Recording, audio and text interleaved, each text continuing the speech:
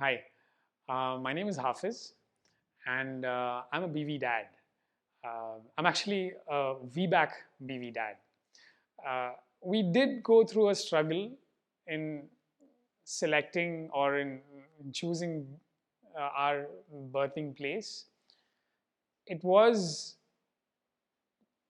mostly because of the traumatic episode that the earlier pregnancy was. And actually, you can say it's a series of traumatic events that the earlier pregnancy and the labor was. She also had a condition called as an SPD. A pelvic girdle pain is what it's colloquially known as. So this was a peculiar condition that none of the practitioners that we met during the last pregnancy could decipher. This condition actually was the reason why we went into C-section rather than have a normal delivery. It prevented the providers, the healthcare providers, from doing any sort of examination because she was in intolerable pain because of this. But when it was revealed to us that this was a simple condition which can be rectified by a posture change, we were baffled. Okay, and that revelation came to us from BV. It seems this is a condition that is quite common in the West, okay, but not so much in India. But we didn't know of this. We were thinking that it's a pathological situation. We did multiple tests after tests, and in the first pregnancy, she even went through, I think, 2 or 3 rounds of antibiotics, even in spite of the test results coming out negative, the urine test results coming out negative. And this time it was, it was a big relief that somebody could put a label on it. And it was an even greater relief when Priyanka and Dr. Georgie told us about the things that we could do to rectify this, and that they were very simple. So this situation presented itself again. And this brought along a lot of dismay, a lot of worry that the second pregnancy is also going to, the second birth is also going to go as bad as the first, and this put us into a state of confusion where we couldn't decide. But then when we came for our final round of consultation before the, I think this was during the 36th week, we were told by Dr. Georgie that this is the situation. And we got a series of posture correction exercises and posture corrections that was to be done. And she went along with it. And post that, we did a sample PV examination that Priyanka ma'am did on her. And it was a breeze for her. Now, talking about PV was again traumatic during the first labor. The first pregnancy, first labor. It was nothing like that this time when Priyanka ma'am did it. And this led us to, to fix our minds on BV, to decide that this is the place that we're going to birth. There was a whole boost of confidence after those 2 consulting sessions. Jasni is a little low in her level of pain tolerance. She would agree that. Or I would say that she was, she had low level of tolerance towards pain. But that changed after this birth. And in spite of that, she opted for a natural birth because the post-operative stress, trauma that she went through after the first birth was beyond whatever she thought it would be like. She was literally immobile for a week, and the stitches took ages to heal. She had gas buildup in her stomach that never went away, and that those 2 days inside the ICU it just added to all that trauma she went through before birth. And that was her biggest motivation for opting for a natural birth. And there was another motivation that I had. Okay, Jasni had a conception about herself, and it was projected onto her, I feel, throughout her life, that she was weak, or she was unable to tolerate pain. I wanted to have that changed for her, and she adopted that as a mission. She wanted to change that. She wanted to go through whatever birthing is and build that resilience in her. And so that was the second motivation. So let me take you through that day. So it was October the 21st, and 10 a.m. she starts getting her pains somewhere around 4 a.m. And then she comes and knocks at my door because I was sleeping separate, and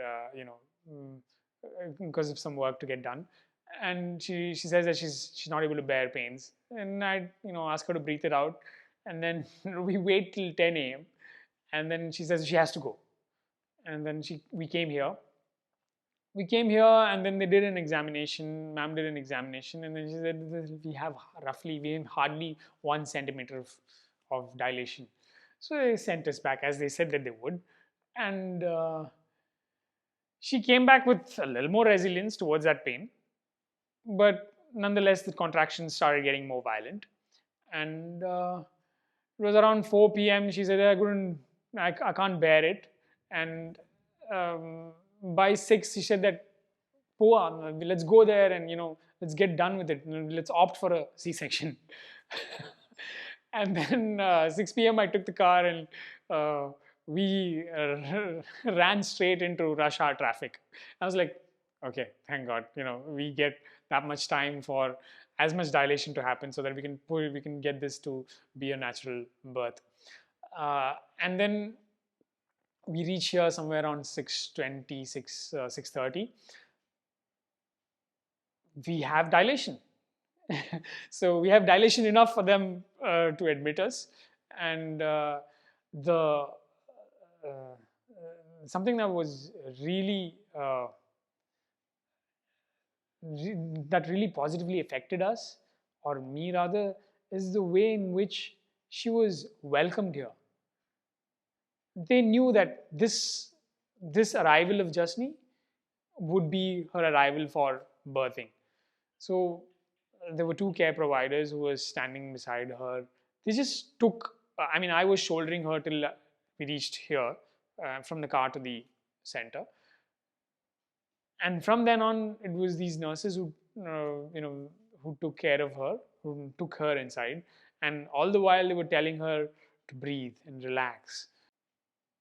It was simply, so positive that whatever decision or intention that we had come with just got erased, and we were settled into the idea that this is going to be a natural birth. There were candles lit in the room, and there were these 2 angels, chiffoning her into the room, and I was there. I was supporting her, and then we went through a whole lot of exercises, climbing stairs, walking the hallways, and we had the whole place for ourselves. And everyone was overwhelmingly supportive. I did not at any point in time experience any sort of care from an external entity which was so sincere than this. And I tell you this with all my heart. And that changed everything. That actually helped us ease into labor. It was not easy, but we were more capable of bearing it. She was much stronger, much more confident during those final hours of labor than she was during the earlier part of the day. So the birthing experience that they had set up here, the atmosphere that they'd created, made all the difference. And Saira came into this world at 11:20. I was moved. Not going to use any more words. I was moved, and I was right there. I wasn't outside the room. I was right there. I saw Priyanka catch Saira, and I'm but filled with gratitude. That's all. There's an issue with the way that uh, we see pregnancy now. It's what we've felt is that it's seen in the same way that any other pathological situation or condition is seen as a case in an institution's files. The woman that owns this birth is sometimes forgotten. She comes with emotions, with backgrounds that decide how her birth is going to be. I don't see that being considered, or I haven't seen that being considered by any of the practitioners that I've known or I've heard of. I have to say though that the medical science has helped the practice of birthing a lot, as in the threat of death by childbirth is almost non-existent now. But in the process, the natural uh, the natural art, or say form of birthing, is lost because of the commercial nature of how our institutions are at the moment. uh, Labor is seen like any medical intervention. A world of difference that we met uh, here at BV with regards to this sort of an approach where the woman is taken into consideration. Another thing to be talked about is the amount of dignity that is given to the woman in labor. I've heard first-hand accounts of people being bad-mouthed, uh, people being, disrespected, and what did you expect? Questions like these, demoralizing questions. Only a woman with a positive mindset can go through a positive birthing experience. And who better to aid this positive mindset than the ones who are giving those giving that care, the care providers. For most fathers, birthing as an experience is something that they go through waiting in the waiting room. Okay, and then they are delivered this washed and draped baby, and that's pretty much it. I mean, that was how it was for my first birth, for our first birth. But that's not what birthing really is, and uh, male partners, fathers, should go through this process of birthing. You're going to see your woman in a different light post this. There is a whole lot of strength that will be revealed to you. That's there in your woman, and this will definitely be a milestone in your life. It will move you, and